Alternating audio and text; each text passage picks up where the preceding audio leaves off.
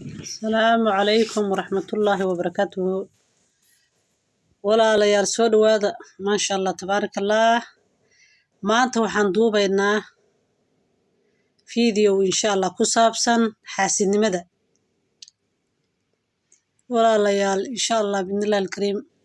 سيدا دوقتين بحاسين مدى ووحن ويان حاسين مدى عمل كذا يترترتا xaasidnimadu waxan weeyaan xaasidnimadu adiga dib kugu soo noqotaa xaasidnimadu adiga dib ku geysataa walaalayaal insha Allah xaasidnimada aan iska dayno hadduu Ilaahay yiraahdo qofka xaasidnimo ku jiro ama xaasidnimo maaragtay hadaadan isku maleynaynin inaad xaasid tahay haddaba isagoo biidnillahi alkariim xaasidku muxuu yahay maxaase maaragtay xaasidka lagu daaweeyaa insha Allah biidnillahi alkariim waan sheegayna hadduu Ilaahay yiraahdo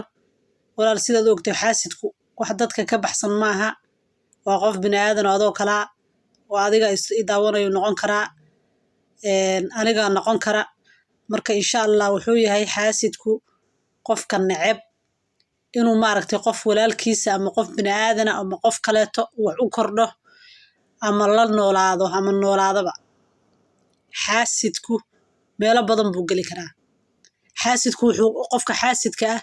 wuxuu ka xasti karaa awlaad oo kale haduu Ilaahay awlaad ku siiyo kale haduu Ilaahay maal ku siiyo kale wuxuu ka xasti karaa maaragtay nolol aad ku jirto si aad tahay hadaad wax barato oo kale hadii maaragtay xaasidku waa qofka aan dadka waxba u quurin wax yarna ha ahaateen waxba u quurin marka walaalayaal biidnillahi alkariim xaasidnimadu waa wax xun xaasidku maaragtay waa wax xun weeyaan insha Allah walaal hadaad xaasidnimo in yarna jirkaadu ku jirto iska saar biidnillahi alkariim qofkaad xastaysana uma roona oo xaasidnimadu waxaa la yiri ka haajir meesha laga xastayo xaasidku wax kastuu ka xun yahay qofka ku xasta waa laga cararaa meesha xaasidku joogo waa laga cararaa marka ummad is xasada Ilaahay nagama dhigo xaasidku wax xun weeyo waliga qof walaalka ha xastin insha Allah biidnillahi alkariim walaal haddii maaragtay qof walaalka maanta wax u kordhay oo wax yarna haatee lagu sheegay hadaad ka dareento qalbiga ku yar qabatood ka yar diido xaasidnima kugu jirto wax yarna ha ahaato yacni xaasidnima kugu jirto hadaada qofkii walaalka wax lagaaga sheegay maanta aadan ku farxin oo qalbigaada iyo qulubtaada hada afka waxaad ka sheegaysa ma waa halka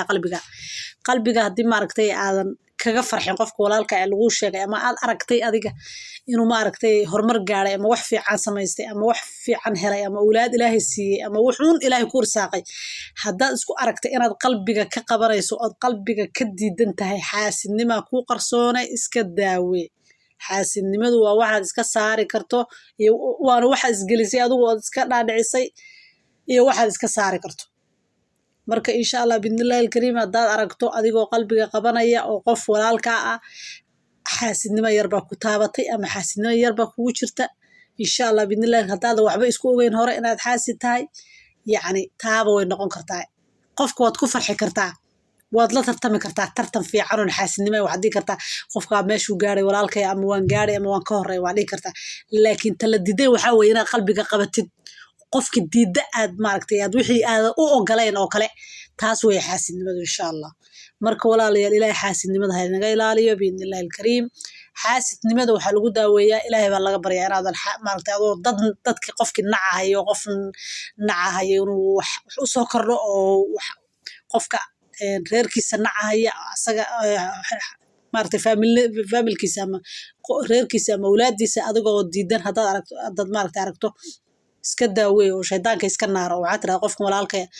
muxuu iga sameeyay Ilaahay baa siiyay waxa anigana maaragtay Ilaahay siiyo hadaad haysanin hadii kale Ilaahay intayda hay barakeeyay xastin wariga qofka adiga lagu soo noqonayaa intaad qofka ku sii jeedo qofka aad xastaysid adiga laga yaabaa inuu inta in laag adigana lagu xastayo oo maaragtay aadu galabsatay ama adigu aad gacantaada ku keensatay oo qof miskiin waxba ku dhiman dad xasido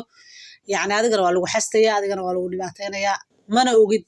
marka insha Allah walaalahay xaasidnimadu sidaas ay u xuntahay xaasidnimada Ilaahay naga qabto xaasidnimadu wax weeyaan xaasidnimadu iska ilaaliya waliga qof walaalka xastin maaragtay xaasidnimadu dadkay dishaa maaragtay qofka la xastahay isagu waxa weeyaan qofka aad xastaysid qofka ko adoo ka siiyo kala way xaasidnimadu waa wuxun weeyaan way dishaa dadka ma fiicna xaasidku qofka way baabisaa reerkiisay baabisaa dad dhisan iyo reero dhisan iyo maaragtay dad wada qurux badnaa oo xaasidnimo ay wada kala tuurtay oo maaragtay kala cagaajisay baa jirta iyo quuri waa dadka la isku quuri waayey ama maaragtay noloshooda la ogolaan waayey ama ilaahay maaragtay irsaaqadu ku irsaaqay iyo reerkii quruxda badnaa ay isla haysteen baa maaragtay xaasidnimo darteed looga kala tuuray adduunyadan tif weeyaan marka insha allah qofka xaasidnimo qof walaalkii wax ku yeelay ha noqonin weligaa yaalaha xaasidku ma guuleysto ma liibaano adduunyadan haddaad ku baraadho oo maaragtay wax badan aad maaragtay maasha allah haddaad istustid inaad maaragtay qofka adduunka ugu sarreeya tahay ma ugu sarreynaysid haddii maaragtay aad dadka xaasidid ood xaasidnimada maaragtay aad ku jirto aad dayn weydo biidnillaahi alkariim ilaahay baa maaragtay adigana ku daba dhiganaya adigana balaaya lagu soo dirahaya adna waa lagu xastahayaa waxaad haysatay iyo wixii oo dhan hal mar baa maaragtay adduunyadan wax ku waarhaya ma jirto wax maaragtay siday tahay ahaanaya ma laha wax barwaaqadu ku jirahaya ma laha oo la dhimanaya adduunyadu sabanay leedahay waqtiyay leedahay oo xilliyay leedahay oo maaragtay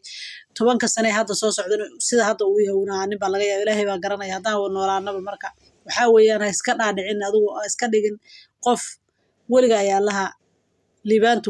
ku jiraya haddaad xaasidnimo la imaato ama dadka qof xasta tahay ama qof walaalkii ama qof saaxiibkii ama niyadda ka diida oon ogolayn inuu wax qabsado ama uu wax u soo kordhay baan ka hadlayaa ama uu qof ilaahay baa siiyey qofkan waxa u soo kordheed ka xastay sidee ilaahay bari haddaad haysanin haddaad haysatana intaada iimaanso ilaahay uu ku siiyey hadday awlaad noqoto hadday maaragtay xoolihii hanti ilaahay uu ku siiyey ay noqoto uu qofkaas siiyey ay noqoto adiga intaada ilaahay baa maaragtay inta kugu talagalay intaada iimaanso insha allah biidnillahi alkariim haddiiba intiiba aad haysato aysa tahay inaadan qofkan kaleeto waxba u quuraynin oodan rabinba inuu qofkan meel sare gaadho waa waxun weeyaan taas waa cudur weeyo cudurkana iska ilaali walaal adiga dib kugu soo noqonaysa insha allah marka kuwa xaasidka la dagaalama allaha naga dhigo maaragtay naftaada xaasid ku noqonaysaa markaad qofka kale xastaysid adigaa naftaada isdilaya qofka xaasidka ana sidiisaba waa qof aan isku kalsoonayn waa qof aan ilaahay ku kalsoonayn waa qof aan ilaahay maaragtay aan welidiisi iyo wuxuu bixin karay iyo wuxuu ilaahay u qaybiyey adduunyadan qof kasta wuxuu qayb ka siiyey aanan aqoonsanayn weeyaan haddaadan maaragtay aadan taa aqoonsanayna waxaa ku gelaysa xaasidnimo iyo xiqdi inaad qofkii u qaado wuxuunan maaragtay adiga kaa galabsanin oo adiga aadan maaragtay aad adiga iska abuuratay oo maaragtay adiga sabab u noqotay marka kuma fiicna insha allah biidnillahi alkariim waa lagu rogmadaa qofku maaragtay adduun iyo aakhiraba kuma liibaano waxba maaragtay ma fiicna xaasidnimadu ilaahay xaasid nagama dhigo insha allah quluubtaada wax yar tusaale ahaan waan kaaga qaad koob shaaha walaalka hadduu usoo kordho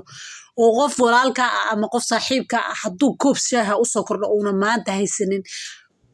haddayna xaasidnimo kugu jirin waxaa la rabaa inay quluubtaada ay